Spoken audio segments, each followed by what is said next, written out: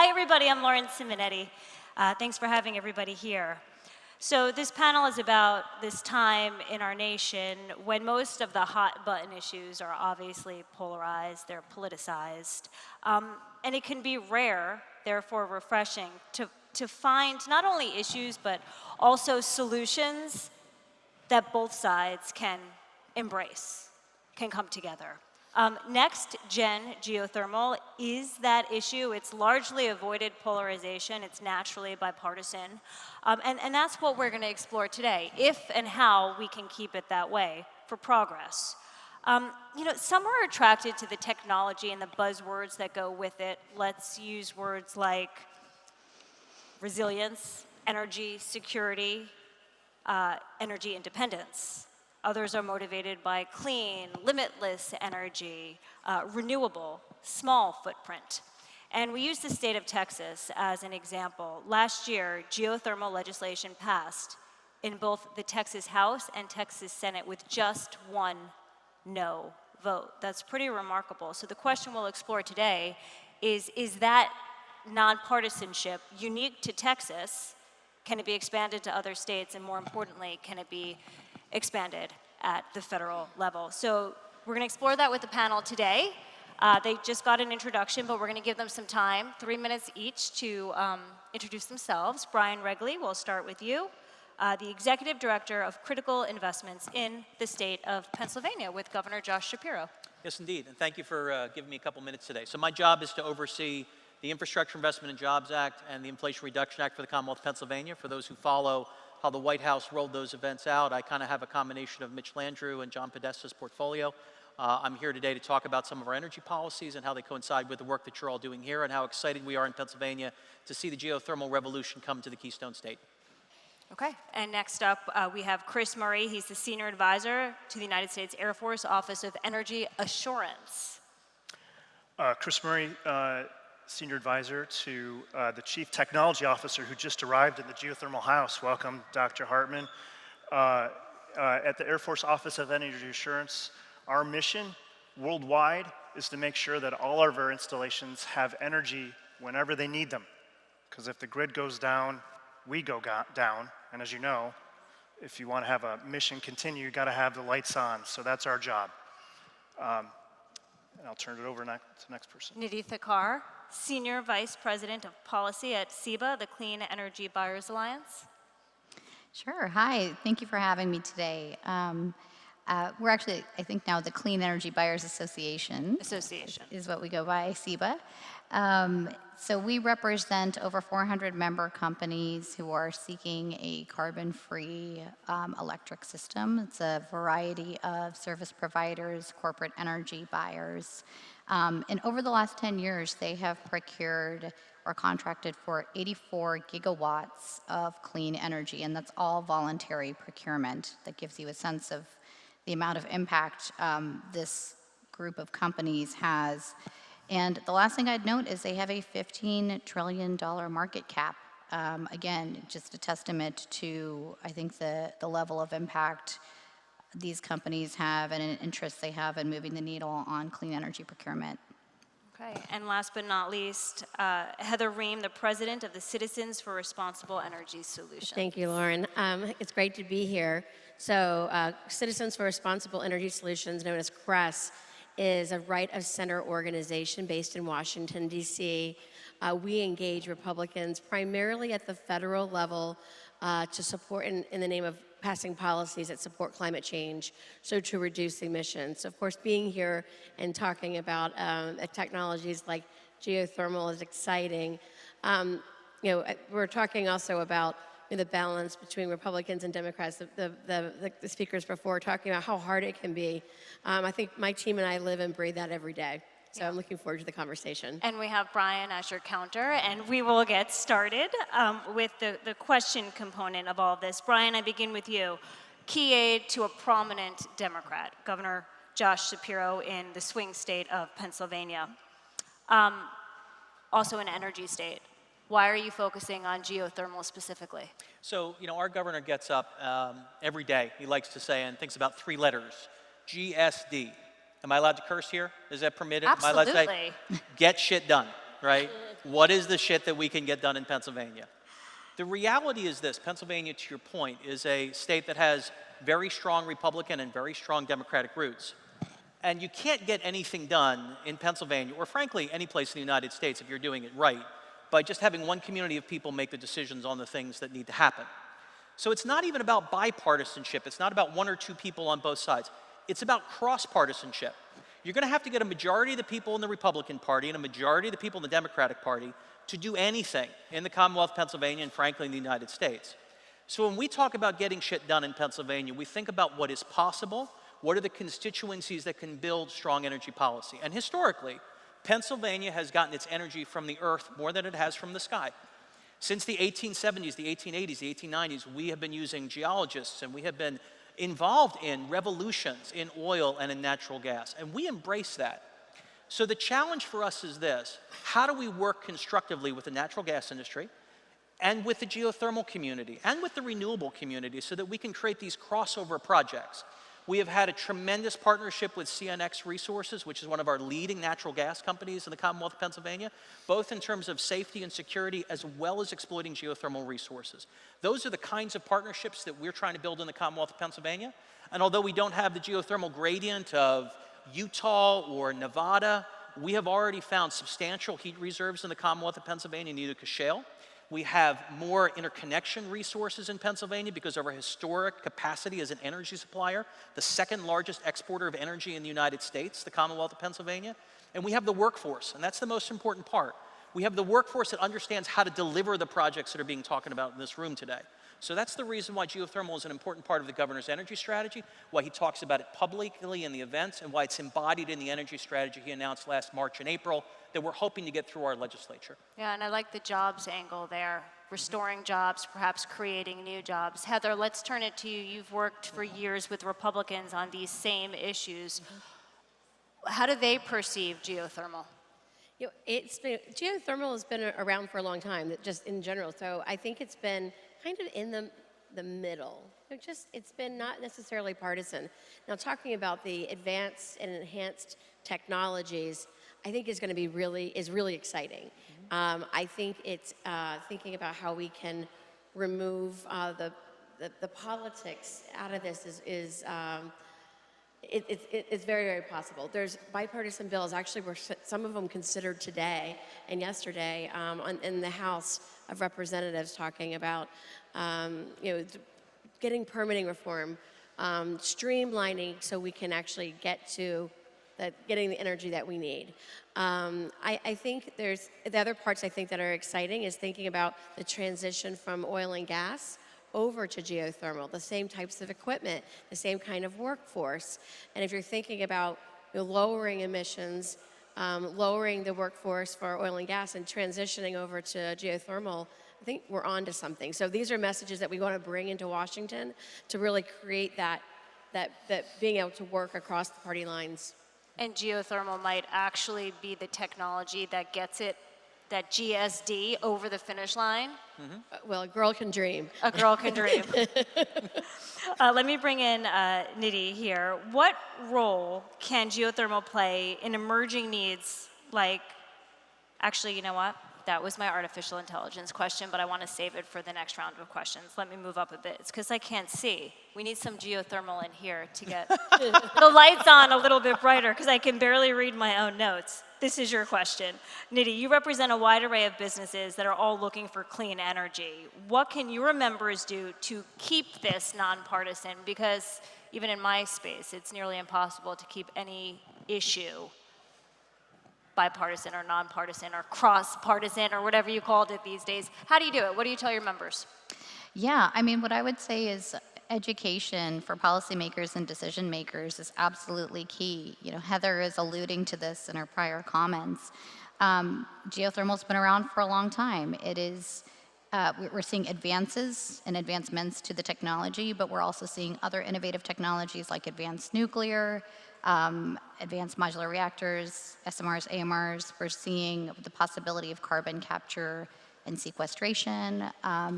All of these technologies require a better education for our policymakers and decision makers so they don't get nervous that innovation has to mean risk. What they should be thinking is innovating means economic growth and development nationally and for governors in their own states. We're seeing an increased usage of AI, manufacturing, energy needs associated to manufacturing. If we aren't able to support these industries, they will go elsewhere. That's just the bottom line. SEBA's members, I mentioned earlier, have contracted over 84 gigawatts of clean energy power over the last 10 years. They did that without mandates. They've done that by working across the aisle.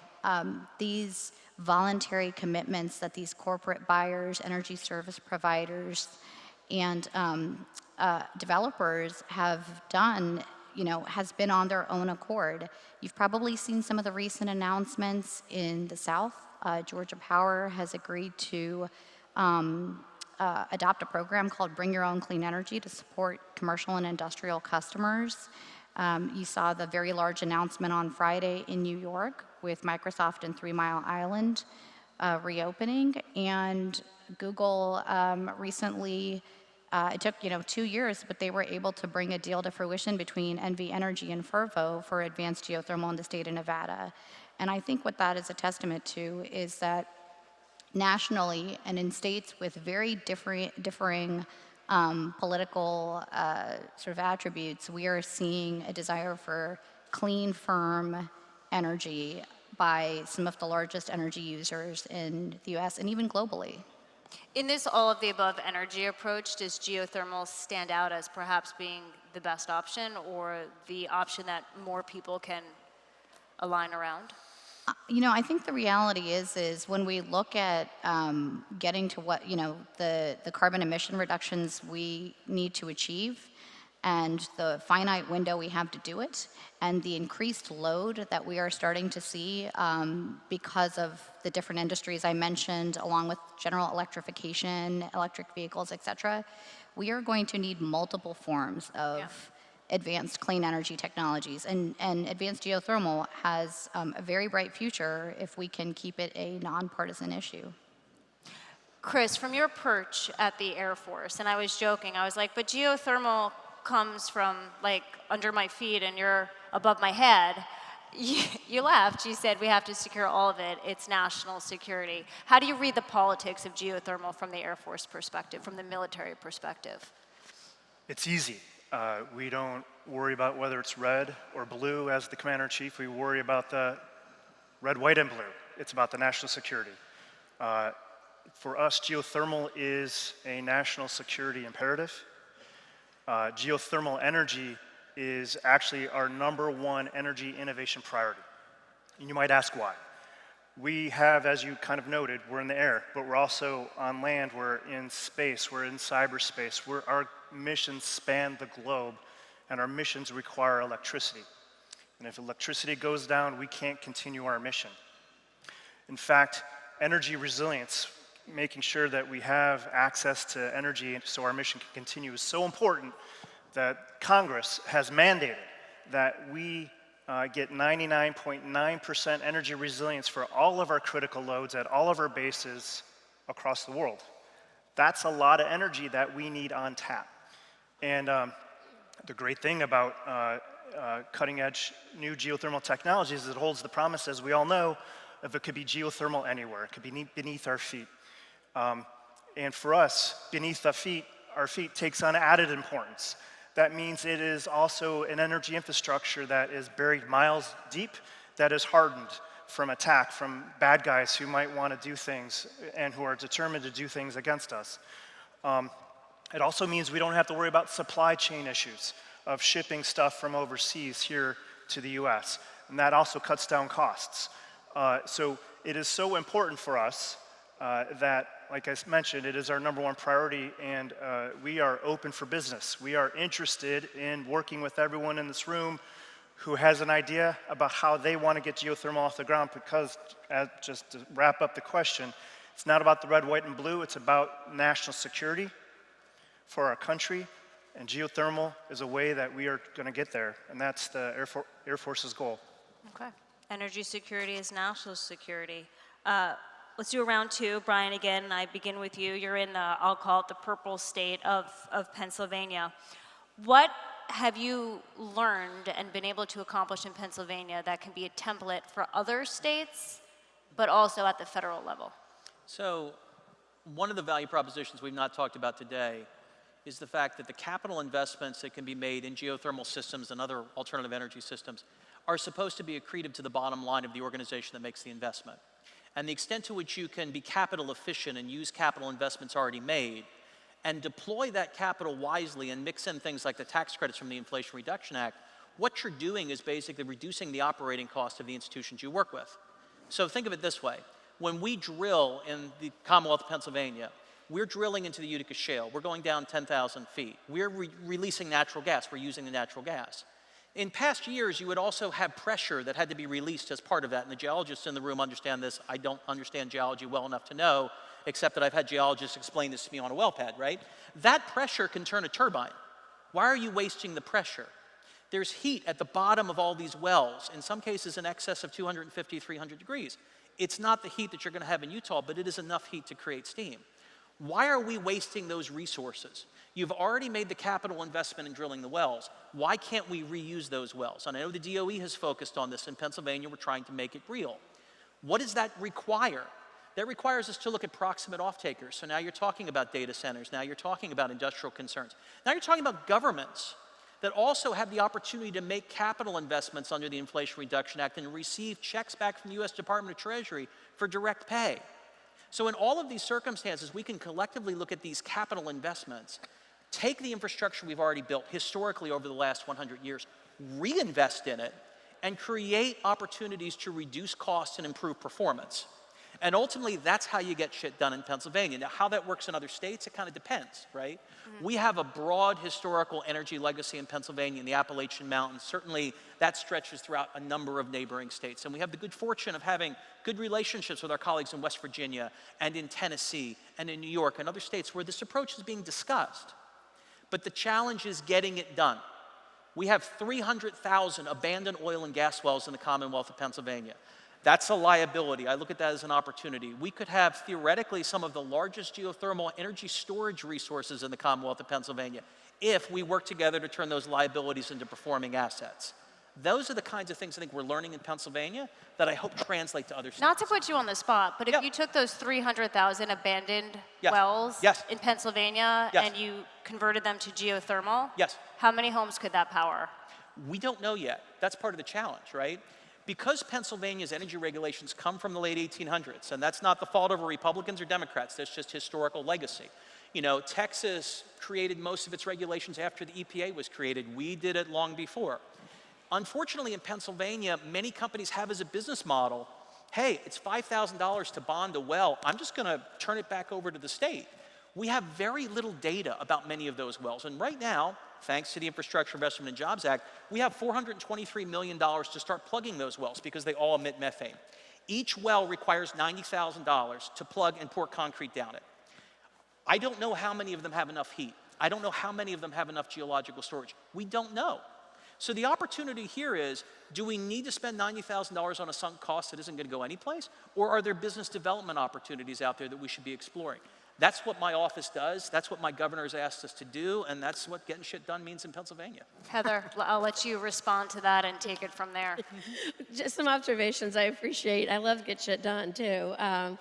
So first of all, the IIJA was passed in a bipartisan way, which is, you know, more evidence of the bipartisanship to help pass. Now we're going to have some challenges with the IRA and with Republicans probably in the next Congress, but we are seeing some softening from Republicans talking about let's not throw the baby out with the bathwater. Let's. I think Speaker Johnson had said we'll take a chisel, a scalpel rather than a sledgehammer. So can I plead with you as a Republican for one moment about the tax credits, if I could, just for one moment? Yeah. Here's what I love about the tax credits. Everybody that I talk to in the Republican community says it's a giveaway, right? But it's not. You have to do the thing to get the thing, right? It promotes capital formation. It promotes entrepreneurial risk. If that $400 billion that Republican colleagues complain about actually transpires, and you think about the investment tax credit, that sort of 30, 40, 50% return, do the reverse engineering on the math, right? If we issue $400 billion of tax credits in the United States, that would mean somebody has invested at least $1.2 trillion in new energy properties in the United States. Are we saying that we're opposed to $1.2 trillion of energy projects? I would hope not. I would hope that's cross-partisan. And to my mind, it's the kind of tax policy that, frankly, we as Democrats don't do a good job of articulating. So I will say, and I will stipulate at this moment, but I'm hopeful that you and your Republican colleagues begin to see the value of it, because that, to my mind, is the impetus for a lot of the work that we need to do to change our energy economy in the United States. I completely agree. In fact, you should come to Washington and plead this as well, because of what is happening. I think, but it's kind of the return on the investment. And there's a lot of members of Congress, particularly on the right side of the aisle, that are concerned about the overspending and the deficit. And are each one of these tax credits really giving the return on the investment? We've seen a lot of knocks, for instance, on electric vehicles, a consumer tax credit. Is it really giving us what we need? And should we then be removing that tax credit and giving it to another kind of technology? These are the kind of tough conversations that I think are going to happen in Washington. And quite frankly, I think they need to happen in Washington, because there weren't a lot of hearings and discussion and really getting the buy-in. In fact, when the IRA passed, and again, tax credits for geothermal are in this, there weren't like this coalition of all of us working together in a bipartisan way to get it passed. Fair point. You know, there wasn't any, let's get the gang back together and talk about, we're now forming the coalitions to be able to protect the IRA. And it's because we didn't have those hearings. So we're doing it backwards, really. But I think we're seeing some sanity coming into it. But yes, I think Democrats and anyone should be like, if you want to have the conversations and understand why this is valuable, let's do it. And then make the case. One reason it's viable now, or more talked about now, is because of artificial intelligence, which seems like, although it's been being worked on for years, those are the buzzwords of 2024, specifically the last couple of months. Nidhi, how has this conversation about the enormous energy that is needed to fuel data centers, to power the AI revolution, how has clean energy changed that dynamic? Or I should say, how has artificial intelligence affected the clean energy conversation? Sorry, there's a little bit of an echo in here. I know, it's hard to hear. You know, it's interesting because we have been building data centers in this country for years. Yet, for whatever reason, for the last, I would say, personally, I feel 60 days, every time I read a headline, it's, you know, the sky is falling because we have massive load growth we can't serve due to AI and data centers taking off. And the reality is I go back to my comments earlier, it's not just data centers, it's also manufacturing. And my colleagues here did an excellent job of recapping the kinds of investments that the bipartisan infrastructure law and IRA have put into place that have really accelerated the onshoring and reshoring of manufacturing in the United States. But you know, we had $76 billion just for clean energy in the IIJA, and we are seeing massive announcements coming out that are helping support the build of factories in Georgia and West Virginia and in a lot of red states. You know, going back to the AI piece of this and the energy consumption, you know, AI is just the tip of the spear, in my opinion. I think it's going to show up in everything we do. It's not just the big corporate buyers and the big Silicon Valley tech companies who are behind this energy consumption and this energy need. AI is showing up in everything we do to make our life more efficient. And it's just one example of how we're going to continue to see increased energy usage and loads. And I think the question becomes, what are you going to do to serve that load?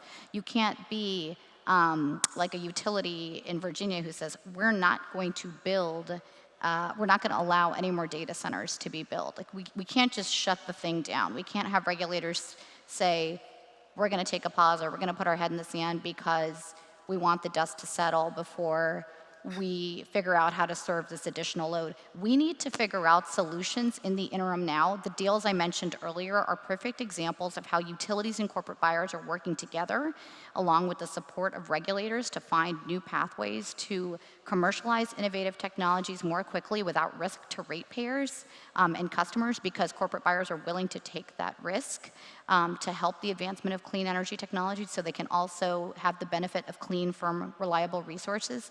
You know, I think the federal government can be a real partner in that as well, and is exploring other ways to do that.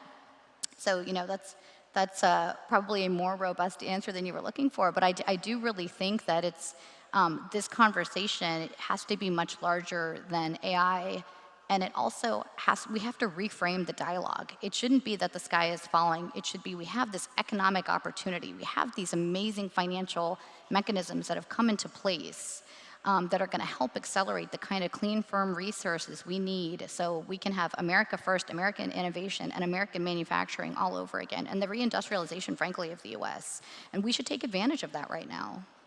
And from the military point of view, Chris, I mean, artificial intelligence. Military point of view, I think we've been getting GSD done for decades, centuries. So appreciate all good work. We can't take the tax credits and tax advantages because we're the federal government, but we're open for business. Believe it or not, we have some of the biggest land holdings in the world. And we're happy if you come drill in our backyard. And two, we're some of the largest energy consumers in the world. And believe it or not, we pay our bills on time. And we're not going anywhere. We're going to be around for a while. So we would love to have you move in our backyard, drill a hole, and do a power purchase agreement with us for decades at a time. And another thing, we've got risk appetite. We love taking risks. So for all those good geothermal technologies out there, if you want to advance your technology and you want to find a good partner, you can take the tax breaks. We're your place for development. And in that vein, I had a couple announcements I wanted to make today. It's out on the web. If you go to the Air Force Office of Energy Assurance, that's the best way to get to it, Air Force Office of Energy Assurance, you'll see we've just posted a solicitation.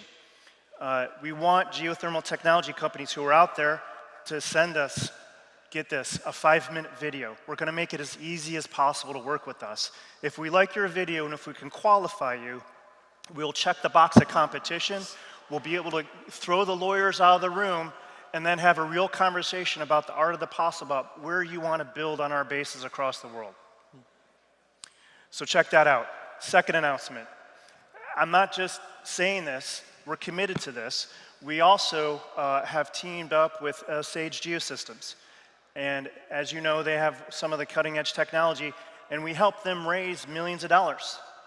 And they're now going to prototype out their cutting edge technology at their test bed in Texas. And within a year, less than a year, if they're successful, we will be on the road to making sure that one of our bases in Texas, in Ellington, is 100% off the grid, fully powered by geothermal energy. It'll take a couple years to build that plant, but we will know within a year if we're there. So come work with us, take the tax breaks, because we can't use them, build and drill holes in our land, and maybe you two can be another success story like Sage Geosystems. What the recruitment message. I like it. Okay, we have a few more minutes if anybody wants to add something on the panel. We'll wrap up at 12:10. 2 minutes. Anybody? I just missed the question. I was clapping. Just add if you wanted to give some concluding remarks. Concluding remarks. Well, first of all, it's been a real honor to be here in such a cool space. It's hot in here. I mean, it really does feel exciting. I want to bring this message to Washington and talk about the possibilities, really focus on the opportunities for our economic growth, for our energy independence, to protect the climate. And I think we can do that. It's going to require both sides of the aisle politically to work towards a consensus. And I think that's my message for all of us today. I would do a little bit of a double click on what Heather just shared, plus one to all of that. And we're going to need to break down some more barriers and obstacles in the market, in the policy and regulatory spaces. And then in particular, like transmission and interconnection is a major problem we have. The good news is we have a bipartisan effort right now in Congress to try to make some advancements there to make it more cost effective, to make it easier to permit transmission and interconnection. So these innovative technologies can come online, and let's just hope that we see some progress on that bill in the lame duck session this Congress. Dirty little secret. All the money for the Department of Defense goes to weapons systems. It does not go to energy systems. So we actually need folks in this room who are the developers and the financiers to come work with us. And that's actually to our benefit. You don't want us owning and operating and maintaining energy infrastructure. You'd rather have us going out and doing our national security mission and having that be our focus. So we need folks like you in this room, the financiers and the developers, come work with us. You can own, operate, maintain, and enter into that long-term power purchase agreement with you. Again, our credit rating, our land, our risk appetite, our electricity needs will help de-risk any project you want to develop. Thank you. So I just want to conclude by thanking Project Interspace for all the work that they're doing in Pennsylvania. There is a report that hopefully will be issued in the next couple weeks. It is being finalized that we're working with Project Interspace on the future of geothermal in Pennsylvania, kind of similar to what they did in Texas a number of years ago. We anticipate that there will be an event with the governor. You're all welcome to come to Pennsylvania and hear all about it at some point in the next couple of weeks. There is an election coming up, so I'm not quite sure how the schedule works. As you understand, Pennsylvania is a little important right now, and it's a little distracting to be in Pennsylvania. But in the end of the day, the one thing that you'll find in any of these conversations is if an idea comes from the Democrats, the Republicans hate it. If the idea comes from the Republicans, the Democrats hate it, and that's a problem. Yep. Which means it's folks like you and folks like Project Interspace that present ideas, create the space for the dialogue that we're having today. So today's conversation is important. The conversation we're going to have in Pennsylvania is extremely important. And thank you all for being here today and being part of that conversation. Thanks, everybody.